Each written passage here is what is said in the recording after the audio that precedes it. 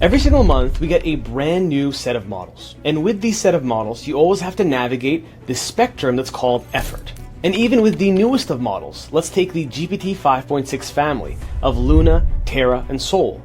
They have 6 sets of effort per tier of model, which gives you 18 possible combinations for any given task. And naturally, this becomes confusing. When do you use what kind of effort for what kind of task? And there's even a bigger issue, which is a lot of people think that effort is a proxy for raw intelligence. So if you set your effort to ultra high, you must be getting the smartest model in the world. In reality, this isn't the case. So the goal of this video is very simple. I want to give you hyper clarity on what effort is, how it works, and how you can reverse engineer the best effort level for whatever model you're using, even when new ones come out. And near the end of this video, to show you the nuances of using effort in your day-to-day work, I'm going to show you one simple task that I executed across 12 different effort levels across 2 different providers. So if you want to focus your efforts in the right place, then let's dive in. Alright, so I'm going to break this down as simply as I possibly can. The way that people deal with effort is kind of like a slot machine, where they will take a given task and just look at the names of the levels and assume, maybe I'll just use high on this, or extra high, and medium sounds like it will do a worse job. Kind of confusing this effort level for a proxy of how smart the model will be on a particular task. So as new models come out, you start building a bad habit where you always assume you want to live on the right hand of the spectrum. And just as our primary example here, I'll use Claude's effort levels, even though I will touch on other model providers as well. You will live typically on this side of the spectrum and never even risk using low or medium, even though, depending on the type of model, let's say it's a frontier model, like a Fable 5, like a GPT 5.6 Sol, it might make sense to use the low level because the model leap itself in its model weights and training has advanced so far that it's much better than its lower competitor model right below it on extra high. Now, if you want the short summary of what effort level to use when, you can think of using low and medium on everyday tasks, especially if you're using a frontier model. So if you use Fable, I use Fable a lot on low effort mode because that is more than enough firepower to do the majority of tasks. The average model provider will set whatever language model you're using to high, which is a default zone, it's a decent zone,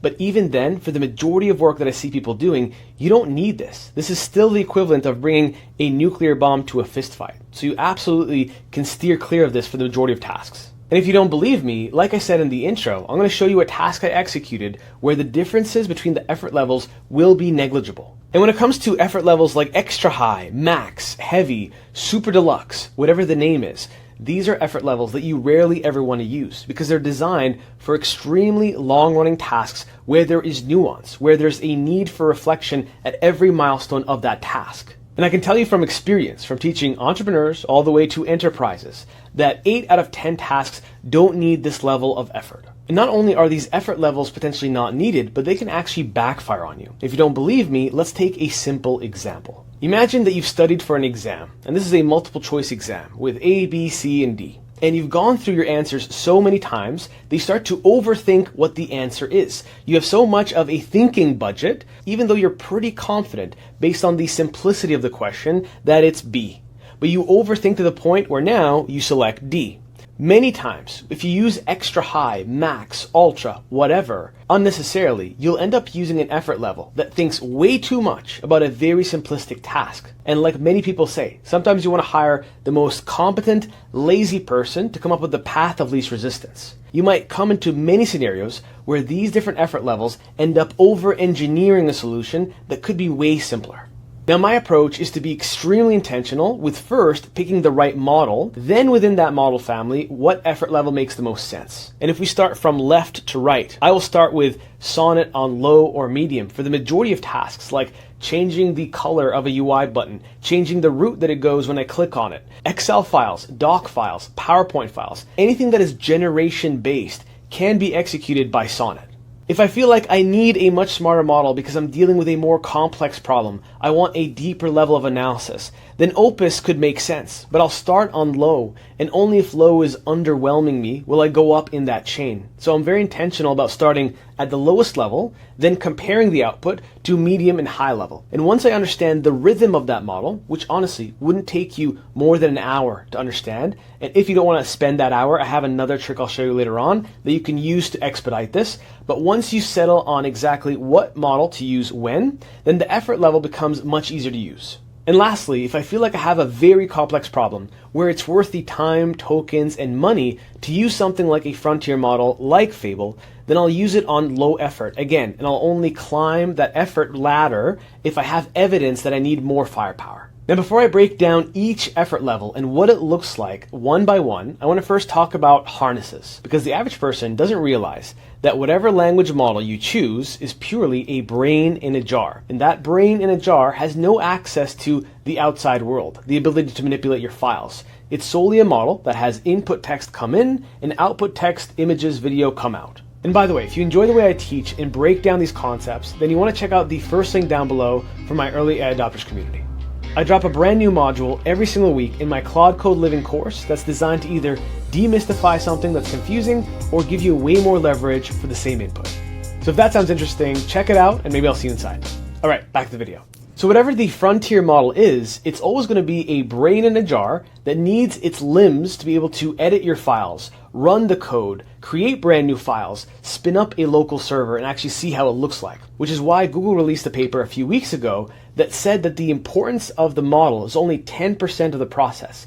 90% is the harness. And even if it's 80% or 70%, the majority of the magic that you see in these Claude codes, codexes, is the harness itself. The model is what regulates what tool, what limb should be activated for this specific task. And one important concept to keep in mind is that the same way that you can't have two models be exactly the same in behavior, you can't have effort levels mean the same thing across different providers. Each one will behave very differently because it's effort based on how smart that model is in that model family. So with Grok, you have only a few levels to pick from, whereas OpenAI is designing it in a way that you have more control to pick from different tiers of effort level. But you'll notice that depending on how well you prompt, plan, and spec whatever it is you're trying to build, the differences between each level is negligible. The most noticeable differences you'll find are typically between low and medium and high. Now let's do a speed round through every effort level visually so you can see all the nuanced differences. So if we take low, for example, you could start off with a basic prompt and it would be given a small thinking budget, meaning it will only want to use one or two tools, use them very quickly, and take the first result as the answer. And for tasks that are going from A to B, where like I said, you can predict all the tasks that are needed to be done, and they're very straightforward tasks with little to no risk of error, this is more than fine. Now when it comes to medium, you might have that exact same prompt, but it will use more of a token budget, and in this case, it's helpful because it might check its work and decide, you know what, I took path A, path B might have made more sense. So it will ruminate over its output and think about what is the best path it should have taken or whether the path it took was the best one. When it comes to high, this is where you start to see the most stark differences in token usage. And for tasks that need it, it's fantastic. It will sometimes force the model to come up with a plan, then check the plan with you, then execute the plan, then double check whether it executed it in the path of least resistance. And then we start entering what could be the dangerous territory, where you have the model plan, execute, but then over-evaluate all the possible options it should take or it should have taken. So instead of path A versus path B, you could see it go through path A, B, C, and D for what could be a pretty straightforward task.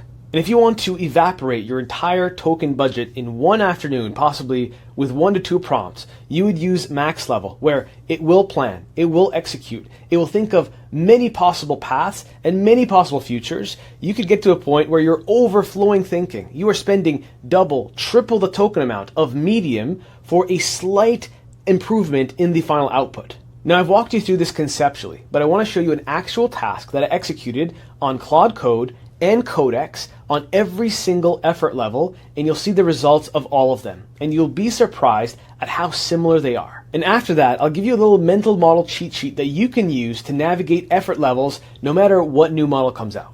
If you take a look at the left-hand side, you'll see I have a variety of different terminal sessions, each of which running at a different effort level. And all of them were given the identical prompt. So in this case, the prompt is the control group. I asked it to build a complete working project in a new folder called Model Pulse. And to avoid it asking me clarifying questions, I told it don't use things like the ask user input tool or the equivalent in Codex.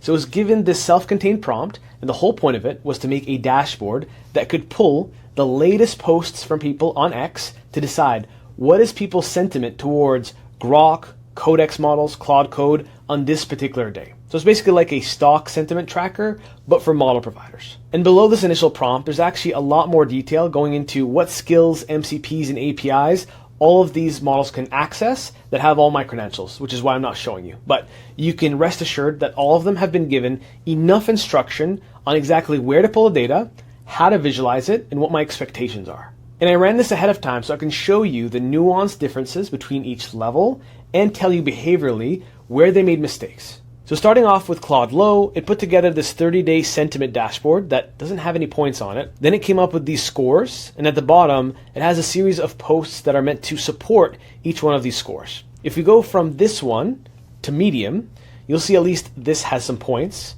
The scores look very similar. It has a better organized set of receipts, but the core nuance here is just the identification of the points on the dashboard itself, but still not great. The next, if we go to high, we still have the points, and now we have some nuance here where it's thinking of, is the sentiment going up or down? Because before, it was kind of like this arbitrary number. We don't know, is 0.06 good or bad? Now, if we move from high to extra high, you'll notice one core difference, which is it added a favicon. So you want to ask yourself, is going from extra high to high worth the tokens to just be mindful enough to add this favicon? Then as you go down, we have the same point. The scores are a bit bigger, same format as before. And the formatting of the tweets themselves has been adjusted again. Whether it's good or bad, you can see, before we had some color coding for top positive and top negative. If we go to medium at the bottom here, we had green and red. Now we lost that. Now moving on to Codex, if we start at Codex Low, you'll notice immediately this has a newspaper look and feel. The dashboard looks identical to Claude Code on low mode. The scores themselves look pretty good. They actually look better than all the way up until Claude Code on high level. The posts themselves are aesthetically pleasing, so that looks pretty good. We go to Codex Medium. We randomly have a text change where now we have an overlap of the L and the S. The dashboard looks identical. The scores look, if anything, less good. We have the receipts here that, again, don't look as good as before, but we have the plus and the minus coloring, which is fine. Now moving from medium to high, you have the exact same text at the very top. The dashboard looks very similar, although it has more of a neo-brutalist look, this little backdrop right here. And you have this random donut chart appearing in the scores for no reason. The receipts look a lot better, sure. Again, more neo-brutalist. So this is something that you could have accomplished on medium by just saying that you wanted it. In this case, you're just relying on the model spending and spinning on more tokens to get the same outcome. And if we go from high to extra high, the text looks a little bit different. The dashboard is pretty much the same. This looks, if anything, worse than before. The receipts look worse than on high mode. And if we go and finish off with max, what's the core difference you notice right away? Similar to max and high in Claude Code, you get this favicon. So you want to ask yourself, this versus this little shadowing of the text, is this really worth double or triple the amount of tokens? And now we're showing the score out of 1, so we know the denominator, which doesn't really add much. The posts look very similar back to medium level or high level. So hopefully this shows you and gives you a pulse that if we gave it a better prompt that said, this is exactly what I want, we didn't have to spend all the same tokens to get pretty much the exact same looking dashboard with some aesthetic differences across the board. Functionally, there's nothing that is more novel, more insightful about one chart versus the other. It's all these slight nuances. So spending tokens and way more time doesn't necessarily generate a better output. Now ending off, I want to give you a framework of how to think through using the right effort level at the right time. So from left to right, if you know what done looks like, it's very clear, the series of steps that need to happen, you can always start off with low, especially if it's a more frontier model. So let's take GPT 5.6, you would use Sol on low effort and see how well that would do. Then only if more usage is required or more bandwidth is required, would you go up to medium, and then you go up from there. If you have normal daily work, then the default, medium or high on a standard model or a high level model is more than fine. Once you get into the areas of unknown unknowns, it might make sense to go into the highs. And if you have a very long running task that really needs introspection through every single milestone that it goes through, then extra high might make sense once in a blue moon. But you want to make sure that depending on whatever plan you're on, that you can afford to run it. Because realistically, running multiple prompts saying, do this, check your work, consider that on medium could eventually get you to the exact same output that you could have one-shotted with extra high. And an extra 20 minutes of your time isn't worth 100,000, a million tokens to spend on the exact same outcome.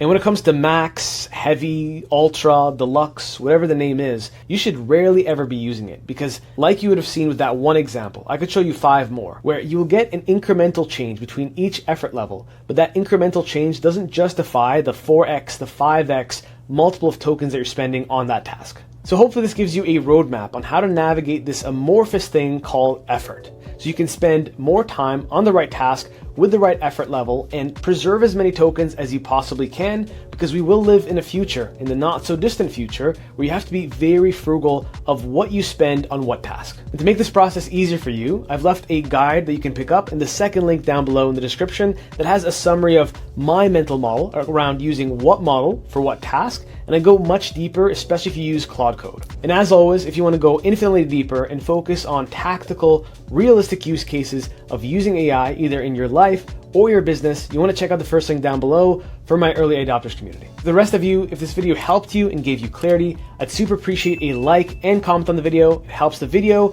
and the reach of the channel. I'll see you in the next one.